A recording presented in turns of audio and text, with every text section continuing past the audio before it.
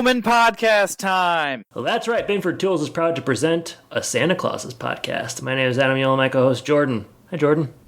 What's up, Adam? How are you doing? Doing well. We were just sharing so many good laughs before we started recording that I said, stop everything, let's hit record, and let's save this for the audience.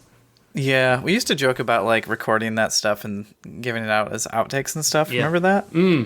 Boy, we were stupid. Vaguely. You know, I can't help but think, we've already talked about the hat that you're wearing. Yeah. You ever see those like audio only channels that are on like Comcast?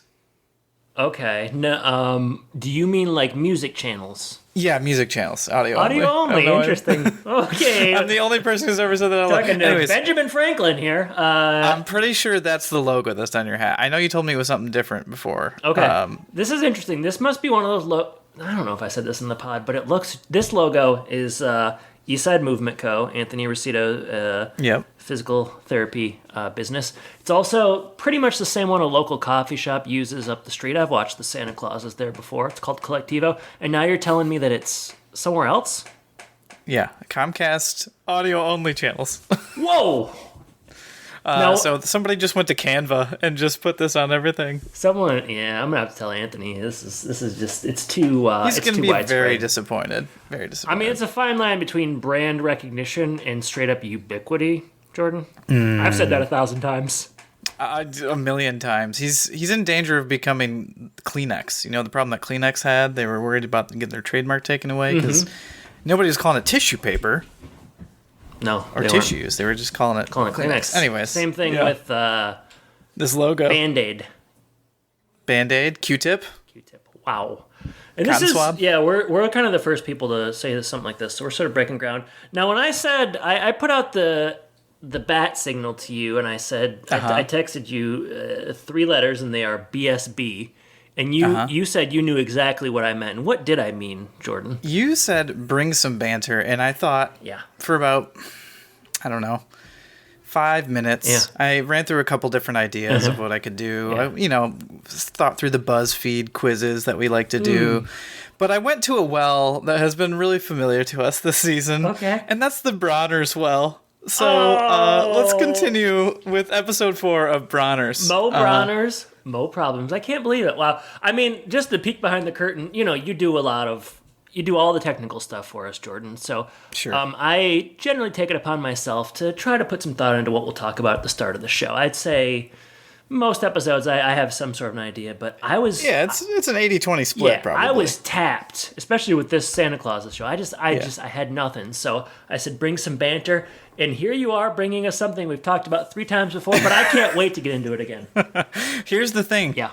There's a lot of Bronner's trivia out there. A lot. Okay. A lot. Yeah. So what I want to do, Yeah. I've got probably 6 or so interesting trivia questions. I'd like your answer, and I'm going to give the real answer. Okay.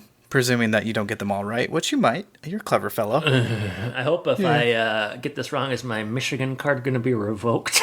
Oh, it might be. But also, just to tease people a little bit, we mentioned a billboard maybe in the first episode of Bronner's Gate. Yeah. The Patriots they're losing draft picks because of Bronner's Gate still 3 years later.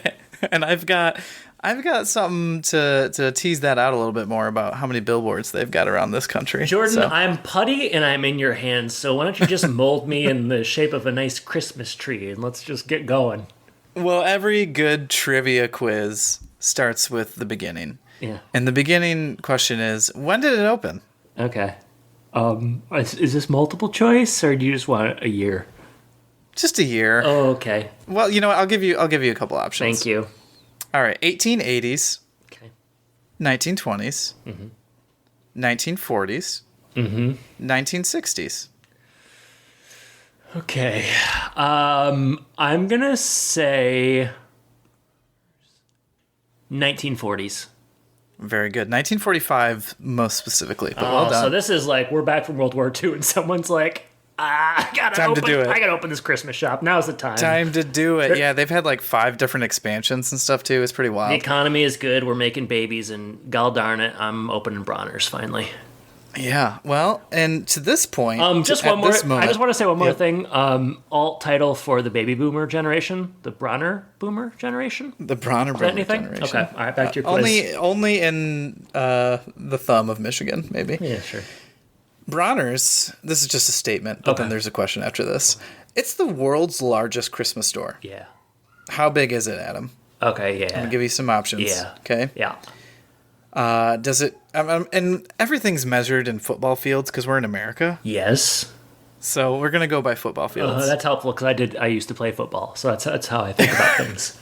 I was actually just talking about your football career the other day. Great. All good things. All good things. Great. All right.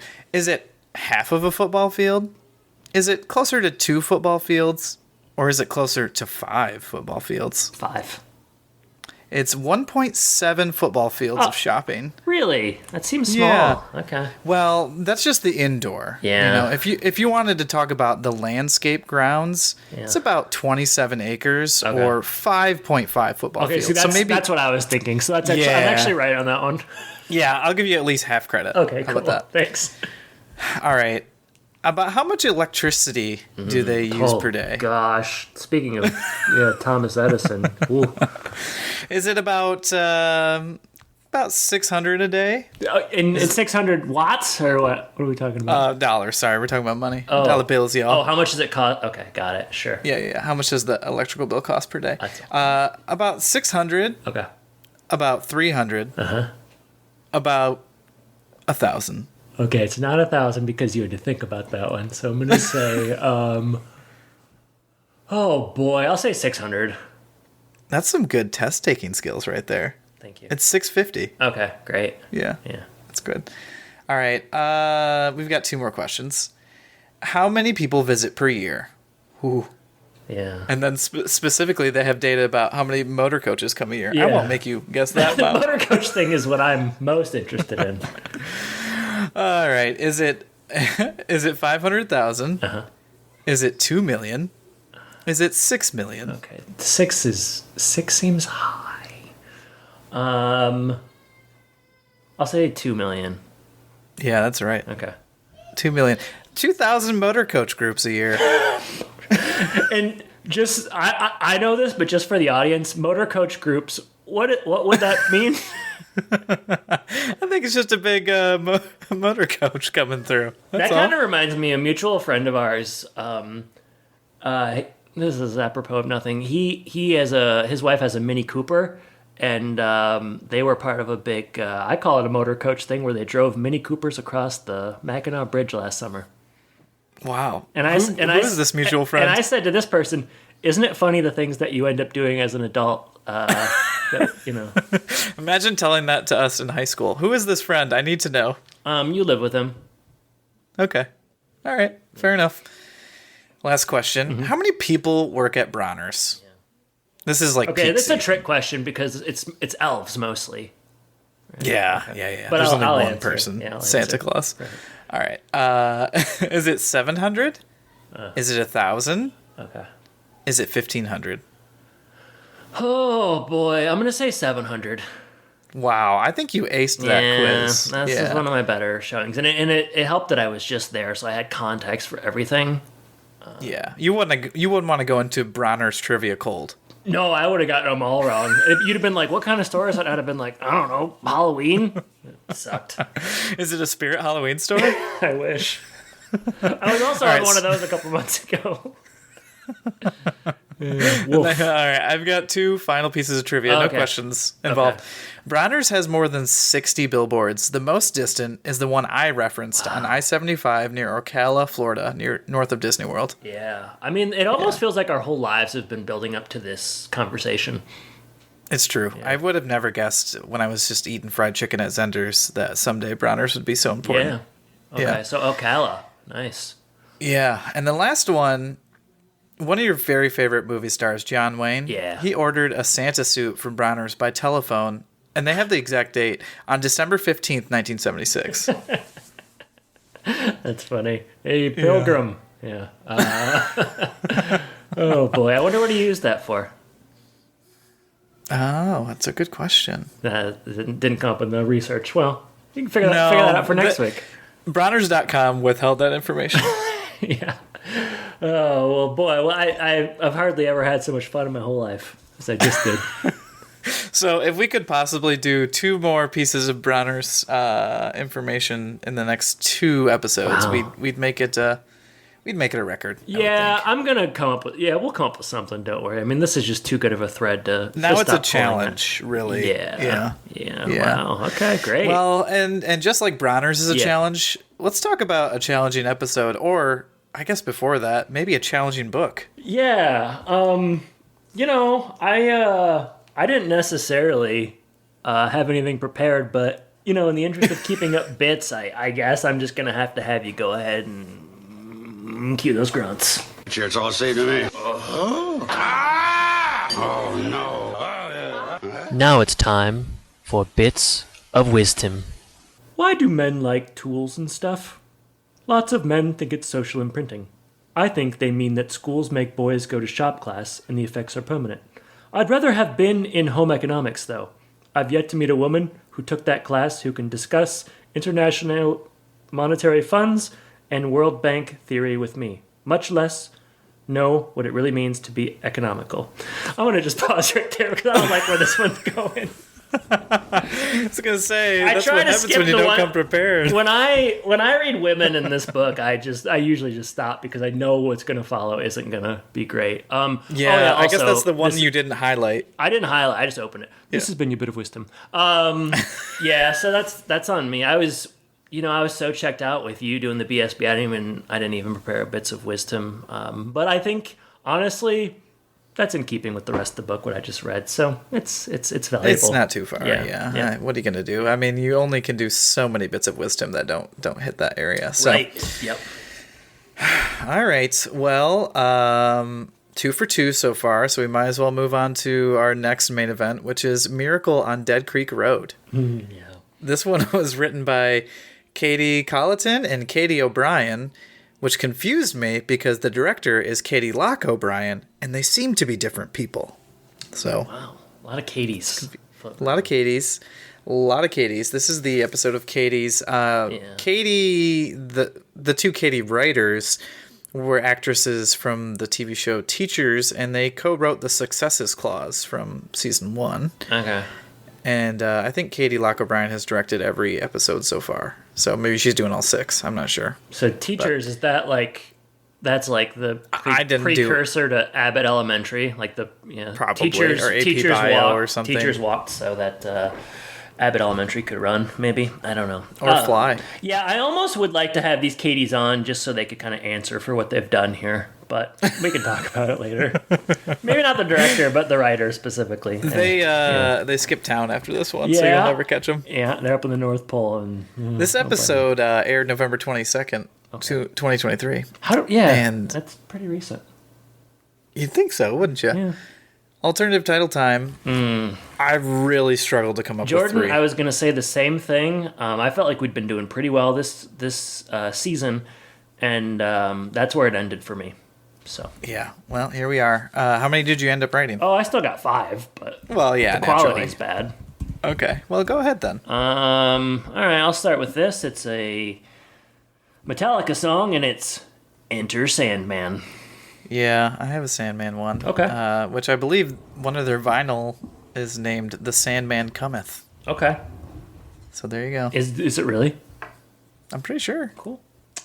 I love Metallica. I'm gonna say this is two guys talking Metallica. 2 big fans, 2 Metallica heads. I'll start with this. You little stink egg. I mean, they say stink egg so much in this episode. I had to bring it up. Yeah, you had no choice. Yeah. I've got an egg one as well. Okay. An exhausting Easter. Oh my gosh, boy, you said it. Yeah. Hey, Sandra, stop being a basket case. Why the Hey Sandra? I don't know. Just felt like I had to pick somebody. Why not? Yeah. All right. This Santa's on fire.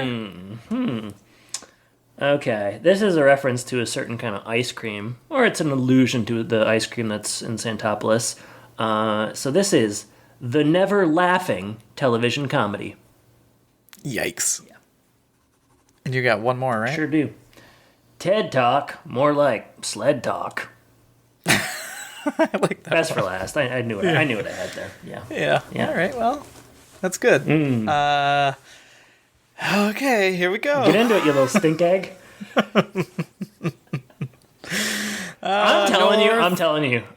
Like, I'll just say it now. By the time we're done with this season, this will have been the worst season of something I've ever watched. Like, all the way through. Yeah.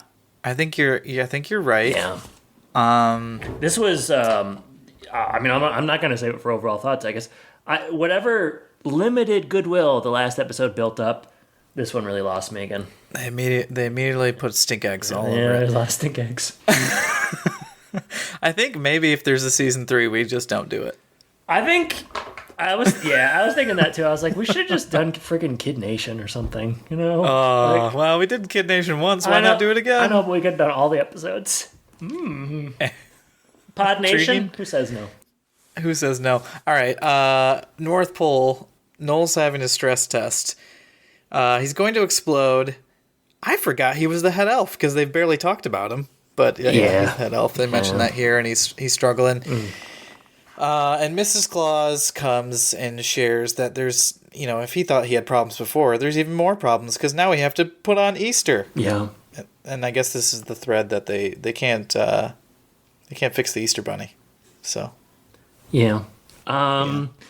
He's too stressed. He has a case of Curtisitis.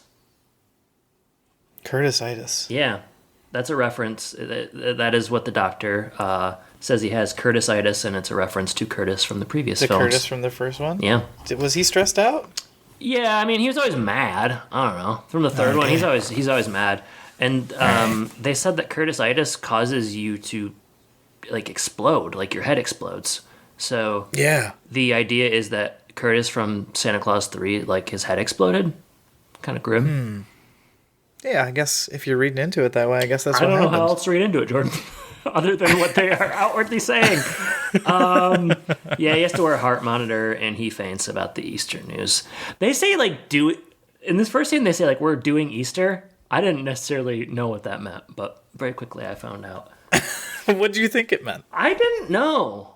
I don't know. Doing Easter, I was like, I celebrating. It was like they. Did you guys do anything for Easter that was like this? Well, I do have some questions about like what the show seems to think are things everybody does versus how I've been living. Yeah, we'll get there. I guess. Yeah, we'll get there. All right, but good thing to come back to. Yeah, not in the way the show presents.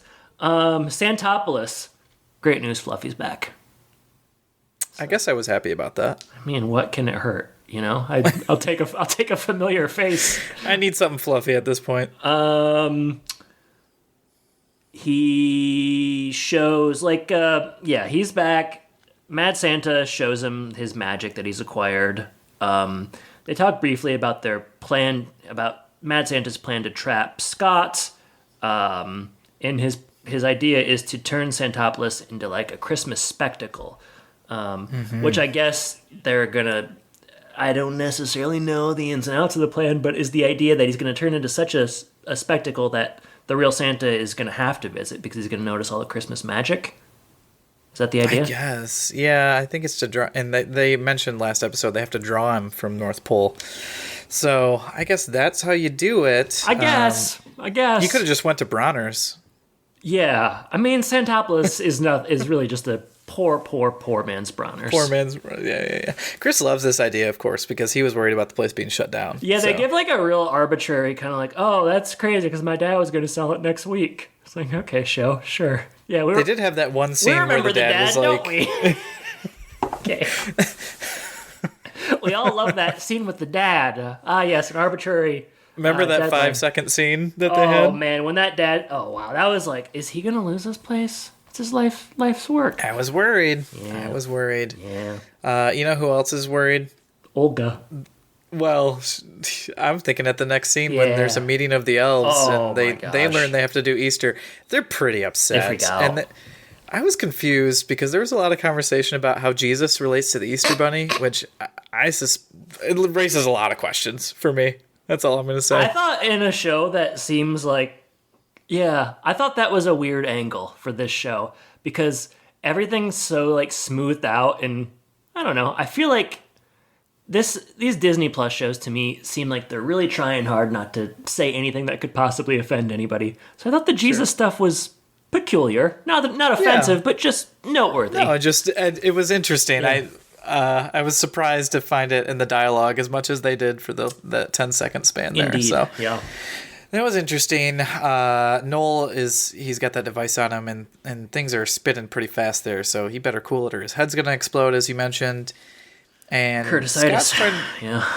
Scott's trying to frame this as a dry run for what Christmas will look like in a few months or in a few seconds if you're watching the show. So Sandra has a job to do. She's got to tell the reindeer, but she's like, I'm not doing magic because she's out on magic. Yeah. Cal's going to deliver the eggs. Yep. Which confused me because last episode I thought we established that Cal's kind of out on all this. Yeah, I thought Cal was like really mad at his dad. Didn't seem to. He didn't seem very mad in this episode. No. So. And of course, the thing they must find, and I think this is what Carol is tasked with, they must find the basket of tricks. Yeah, everybody knows about the Easter Bunny's basket of tricks. That's just something we all know about. So of course they have to. It's as famous as Santa's bag of toys. These three Katies know all about it. Yeah, the three Katies. Yeah, this was big for them growing up. Yeah, I guess like they have to do Easter so that the legendary figures don't know that Sandra made the Easter Bunny disappear. Correct. Okay. Yeah, you've nailed it. Okay, I just want to make. I mean, well, again, I know that that's what I thought, but I just want to make sure everybody else thought that. Just explaining it for the audience. Yeah, just for the audience, because this show is super clear and everything is developed and easy to understand. Sandman shows up, right? Exit night. Yeah. Or no, exit light, enter night. Sorry. Again, big fan. A couple of the biggest Metallica fans you'll ever find. Sandman, played by Michael Dorn. I was like, who is this guy? Who is this guy? Who is this guy?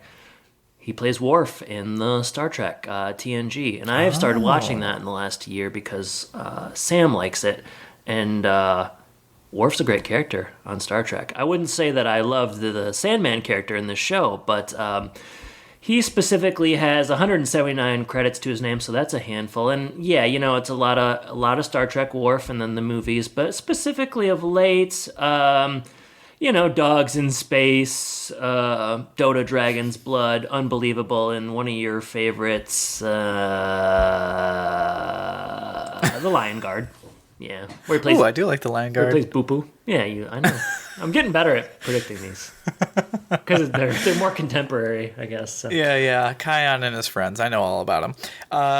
So this begs the question to me: your favorite appearance of the legendary figures? Like who did the best in there? We've got Tracy Morgan, who wasn't originally around. Then they brought two people back. Are you talking who were there the before. original legendary figures or the next generation? I want to know of the Bunny, the Sandman, and Cupid. Who'd you like the most?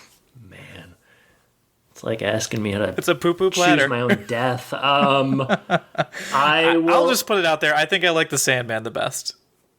I'll say the Sandman. He was the least offensive to me. Yeah, I'll say the Sandman because he's doing the least, right? Like yes. his bit is like he's getting tired and they're gonna put him to sleep, and he's not trying to be funny.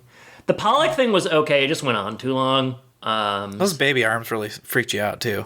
Yeah, I mean, I don't know. I noticed something was wrong with his arms. The one thing I'll say about the Sandman is it seemed like it was his actual arms he had on, so that's an advantage for him. That's for me. That's important to me. So yeah, I will agree with you on that. Sandman.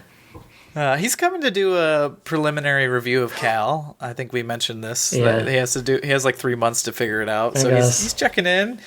They start making excuses about like where's the reindeer and stuff. I guess they're on a team retreat, says Scott. Cal's clearly frazzled here, and they do a little presentation for the Sandman to make it seem like he's all right. Yeah, he's pulling presents out for the kids. Yeah. This I guess displays Cal's competence here, right? I can't really figure out where the show wants us to be on Cal because I don't understand. Because just when I think I'm like, I got it figured out, like, oh, it's not going to work out for him. Then he kind of, like you said, he shows like he has some acumen. So yeah, I mean, it was a convincing ruse. He was able to, I don't know, predict what the presents, or he knew what the proper presents were supposed to be. Meanwhile, the Sandman comes in with an energy drink, which is, oh boy, what a funny gag that is. But they switch it out with warm milk, and then little by little, they take each present is a sort of a means it's like of a blanket, putting him further it's to sleep. Snuggly. Yeah. Mm-hmm. Yeah. Gary almost blows it though. I don't remember what he does, but he comes in with an accordion. Noisy. Yeah. He heard music. Yeah, I remember now. I'm fully out on Gary. Yeah, he's overused. He's come to a very bad place at this point, if you ask me. Too much of a good thing. Yeah. So where are we here? Carol and Sandra are searching for the bag of tricks in a very, I don't know, CGI scape. I couldn't really tell you where they were. I guess near the Easter Bunny's house. Sandra, she's given up magic. I mean, she says it in every scene, so you got to believe her. They end up inside the Easter Bunny's house, and they start kind of breaking things as a means of therapy, you might say, Jordan. Don't they have these places that you can go now, like as establishments? Jordan, I'm glad you brought that up because that was something I was going to bring up. When I was at a company in Chicago, that will remain nameless. That will remain nameless during this podcast run, in fact. That was often brought up by one person in particular as a potential team bonding activity. And you go to these like warehouses and you just like bust a bunch of shit. And I always thought it sounded profoundly stupid. And but you never tried it. I never tried it, and I never wanted to, because whenever it was brought up, I said, I don't think I want to do that. I'd rather do like a river cruise or something, or a happy hour, whatever, anything but that. But yeah, they do exist. I almost went to one. I'm glad I didn't. It reminded me of Office Space, if you remember that one. Yeah, they take a printer out and they take it to task. Mm-hmm. So it does help Sandra feel better, and now she's ready to do magic again. So. Yeah, it was a quick fix. Carol also finds the basket of tricks here. So it's an important scene. One of the most important scenes. Consequential, you might say. Yeah, it is important. Santopolis. It's transformed. In theory, I don't think it looks that much better than it did before, honestly. Should cost about the same to get in, I would imagine, based on what I'm seeing. Yeah, congratulations for getting the Ferris wheel going, Matt Santa. I guess I didn't notice it was broken before, but that probably adds a nice touch. Yeah, it was a fake. It was a very fake looking Ferris wheel. Fluffy says that haters make me greater. So there's that. There's that. I guess we have more lore. What the hell is this? Come on. Matt Santa is working his magic, and he says, if only I had my amulet. Yes, your amulet that you've talked about so much. Hate this show. I don't know what the amulet would do. I don't remember. I don't know. He just needs it. Like, all I can tell you is that he needs it to do the next thing. So it's a MacGuffin, as they say. Just a lot of lore. They should make this more as complex as they possibly can.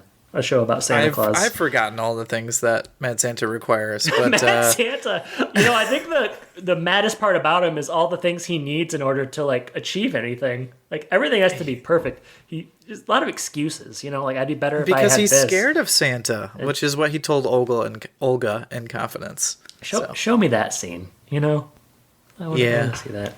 Yeah. Oh well. Back to the North Pole. Scott has a flashback real quick, seeing Mad Santa. I don't remember if they must have started this in the last episode, so he's going to get a few of these this episode. Yeah. Edie has designed the perfect Easter Bunny outfit, which is just this is the worst. Very gaudy. This is almost some of the worst stuff in the episode, honestly. I don't know what they're trying to do here, but they have their like little Leprechaun Elton John almost is sort of the look I would say with Edie's costume. Oh yeah, I thought you meant the guy who like does all the gadget work. I was gonna say that's not very nice. No, not what I was saying. Right? No. You wouldn't dare. I wouldn't. I didn't catch his name, but he was in the first season. I do remember him. Yeah, He's a competent elf. His name's Hugo, and he's played by Isaac Wang. All right. Well, Isaac Smart is guy, got glasses. Okay. Yeah. Smart. That's all it takes. Smart guy. He's created a watch that turns Scott back into Scott Calvin, so we get to see Tim Allen back in the flesh. Yeah, that was fine. But what was the purpose of it? I don't know if I got that. Like, why? I think so. Like, if he was caught in delivering eggs or whatever they're doing, he wouldn't look like Santa. Okay. Yeah. I buy it. Sure. There you go. Yeah. Hugo's on it. Yeah. He also gave a bunny hat that makes them disappear, so only people with Santa magic can see him. Yeah. Cool looking hat. Mm-hmm. Added the ears just for fun. Just for fun.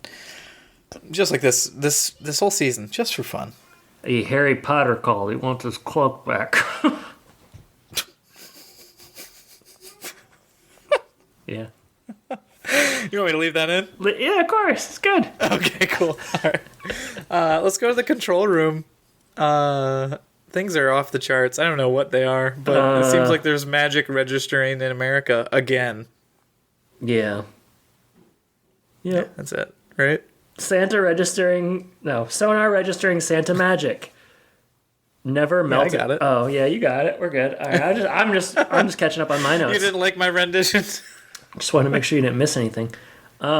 Is around this time we get the never melting ice cream, which Santopoulos, I mean, if Matt Santa's bringing anything to the table with Santopoulos, it's the never melting ice cream. That seems cool. He does seem to be enjoying giving people a little bit of Christmas magic. He's not as deranged as I thought he'd be. He's just a little bit egotistical.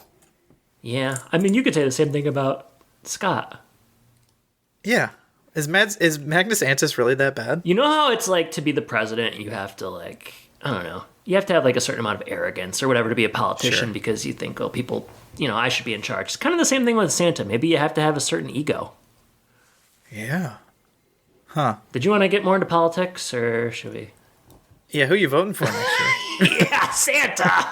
Not after this season. He's about as old as the other guys. Burn! Oh, too far. I can't believe I said that. All right. Another vision.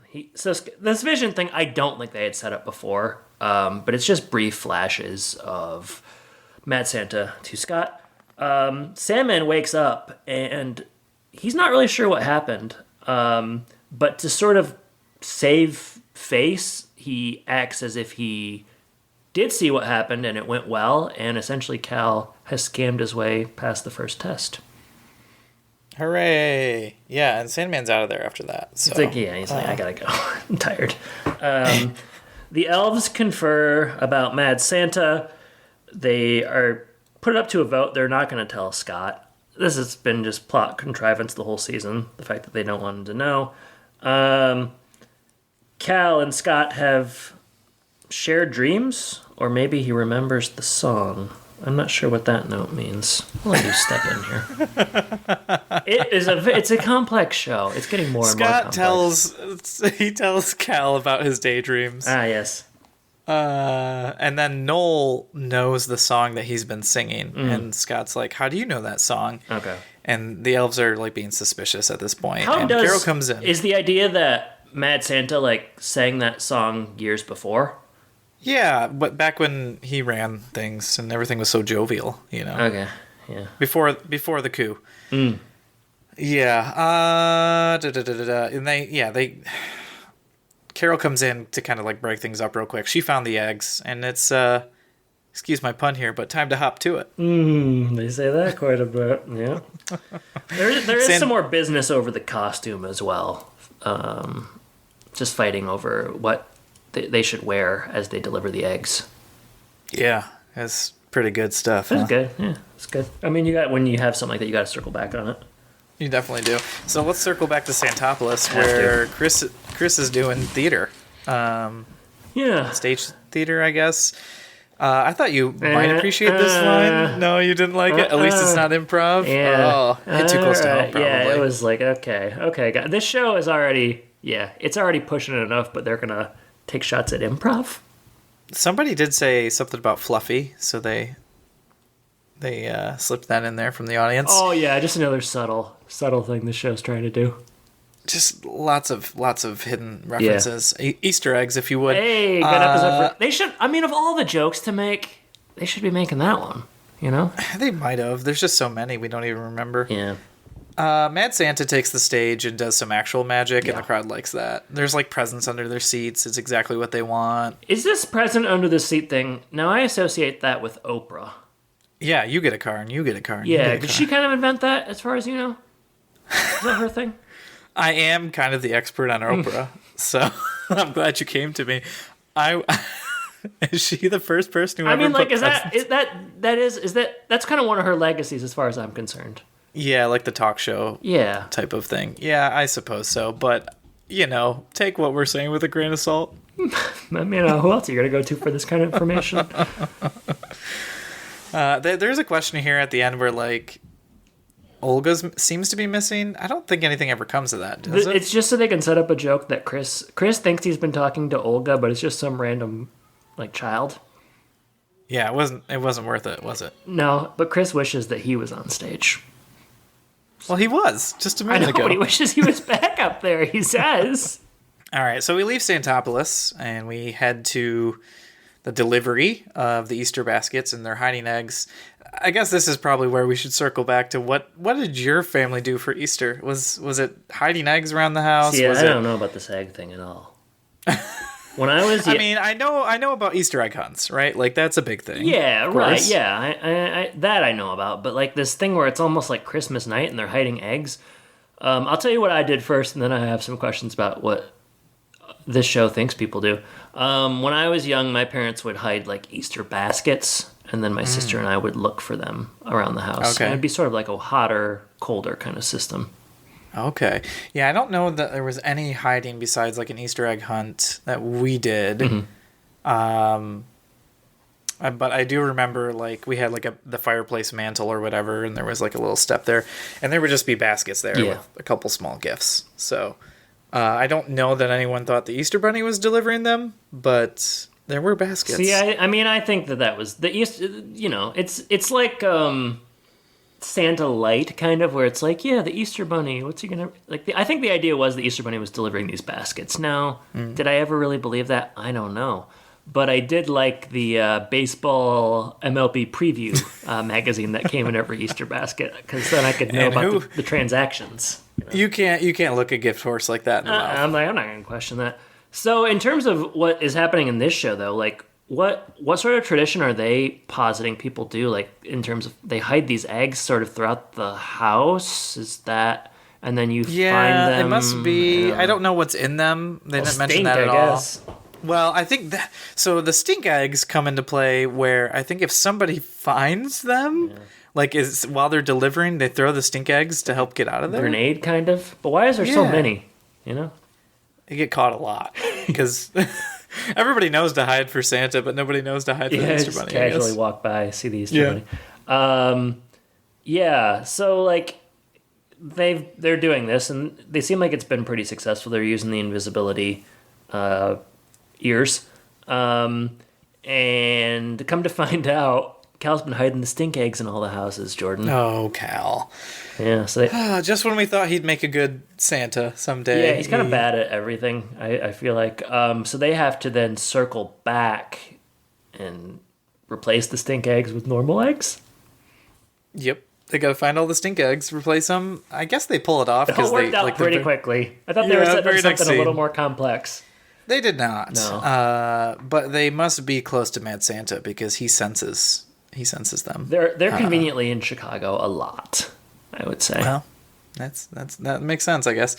At the same time, alarms are blaring at North Pole, and Edie finally tells Carol like what's going on. There's just like it's finally here, the confrontation. They can't hide from their evil elf ways anymore. Yeah, and so she finally spills, and Scott and Cal land in the woods, I guess. The idea is that Scott is gonna he's bonding with his son, so he kind of wants to give him the opportunity to go make things right with Riley. So it's like the same. Why'd they land in the woods? It's the same exact spot where like the last interaction with Mad Santa went down. I don't know. I guess they just had that area cleared out for whatever reason. Yeah. So they land there, but very quickly, like Scott falls. There's like a trap that they mentioned. There's a brief joke earlier where it's like one of those. What would you even you call put your head in it and you take pictures. There's probably a more succinct way. But Scott kind of steps in that, or he's stuck in it. Very quickly, Carol arrives using, and throughout this episode, she's using like the ELFS jetpacks from the earlier movies. She arrives, and we get a couple of different Chipotle jokes here. I mean, just so contemporary. Some of the humor, product placement, baby. So like, I mean, everybody loves Chipotle, so of course there's a joke about it. But before she can take them to North Pole, Mad Santa shows up. And Scott very quickly realizes that this is the guy he's been envisioning the last, I don't know, day, 2 days or whatever. Those clear daydreams that he was having. having. For the last day. I kind of was hoping somebody died here or something. I feel like the show needs some stakes. I'm like, let's kill off one of these characters. It would be really interesting in this season right now somebody dies. Yeah, I would love it. Especially it was like, I mean, well, okay, it would jar everybody. I wouldn't love it, but like I think narratively, like I don't know, if Cal gets offed here, I think it solves a lot of problems. Yeah, even if Scott like loses an arm or something. Yeah, losing an arm.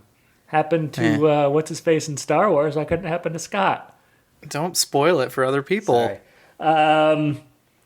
Scott gets hit, and he gets hit with some Santa magic, and he retreats like a damn baby. Okay.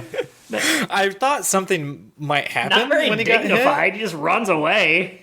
He gets hit and kind of shakes it off, and then get on the sleigh and get out of there. I thought this dude was an alpha Santa. That was like kind of beta. It's very beta. Yeah, very beta the way he just gets hit and runs.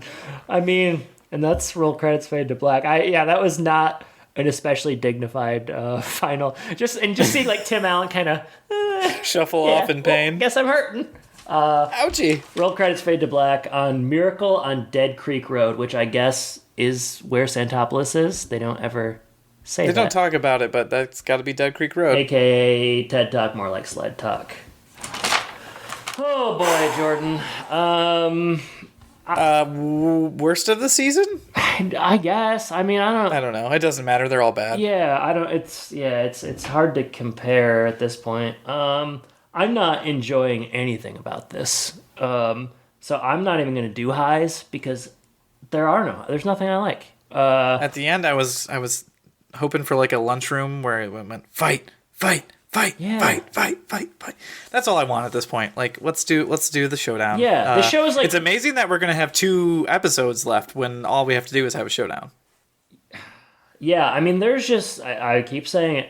There's just not enough meat on the bone here to make 6 episodes. Like they're really struggling. I think I said this last season where like I wish they would have just done more movies. You know, like not everything needs to be a television series. Clearly, they didn't have enough throughout the last 2 years to do like 6 episodes. Maybe the first season was a little more successful just in terms of pacing and stuff, but even then I felt like that wasn't. This, they clearly don't like this. They should have just done a movie or something and just make it a quick 90 minutes because there's so much padding and we're just circling back and adding like unnecessary lore and obstacles and like character motivations don't make sense and I don't know. Everything is just very strained and kind of just hack. So highs, none. Lows, like I said, I think this is about the worst thing I've ever seen the full season of. I don't care about any of these characters. I don't think it's funny at all. I don't even think it's like...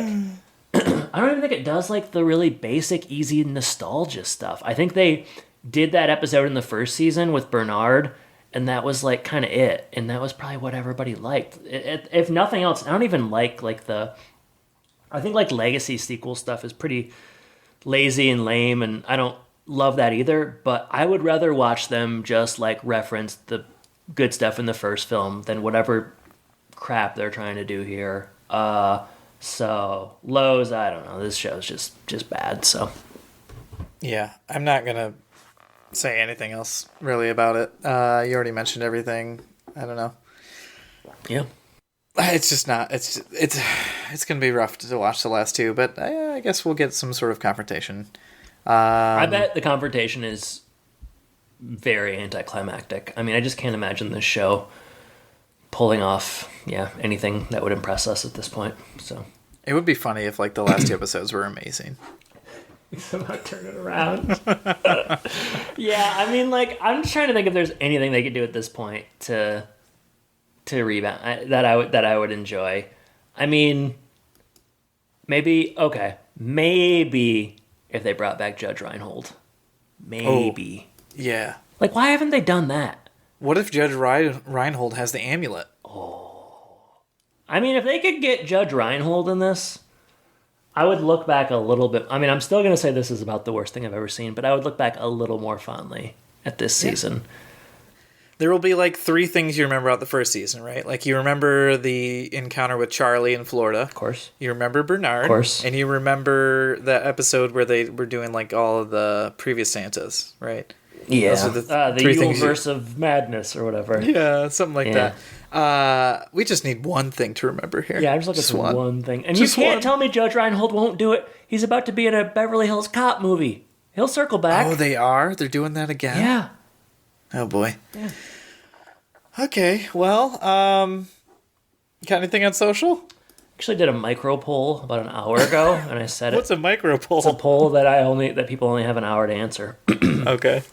It's not very inspired, but I don't know why I've had wild hogs on the mind lately, but I have. Which hog is the wildest in wild hogs? Answer as fast as you can. Thanks. 9 total votes. Not bad for an hour. Let's see grunt work top that.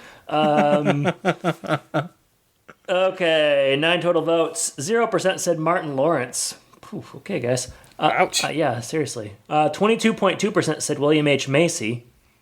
33.3% said John Travolta. And 44.4% said Tim Allen. True to our audience. Yeah, true to our audience. Have you seen Wild Hogs? I have not. I think I did. Travolta's probably the wildest hog, if I'm being honest. I mean that checks out. Sandy. Like if you were just giving me those 4 names, I don't know. Martin Lawrence kind of gets the shaft in that one though. Yeah. My goodness. Better. No more comments on that. That's probably a good thing. Yeah. You know what? Next week's episode. Yes. We've missed her, so she's going to be a big focal point because it's titled Betty, and for those out there who can't spell, that's Betty. Christmas bells in the background here. Betty is back. Yeah. Hey, her presence has been severely missed this season. I'm glad they could get her for an hour to film some stuff. I look forward to her standing in front of the Statue of Liberty. What is she gonna do in the next episode? Is she gonna is she gonna be the one who tells Santa what happened with the coup? What's her? I don't know. It's probably like a phone call at the beginning, and then the rest of the episode is just the same crap they've been doing the whole season. It's just audio. Mad Santa gets the amulet and he's like, I actually need the Christmas pants too. Crap. Olga just chops his head off. She's had enough. Olga disappeared at the end of this episode, and if she didn't come back, I think it would be okay. You think Betty is in disguise as Olga? That would be interesting. She's just keeping tabs on Mad Santa this whole time? I mean, honestly, Olga, the actor, looks like Betty. There's some similarities in their looks. Maybe I'm pulling it off. Maybe I figured it out. I think we're giving this show a lot more credit. All right, so Betty, and it is it's Betty, like B. Yeah. Interesting. We're cracking up. All right, well. Jordan, thank you for joining me, listeners. Thank you for listening, and I guess I should say, take care. Take care, everybody.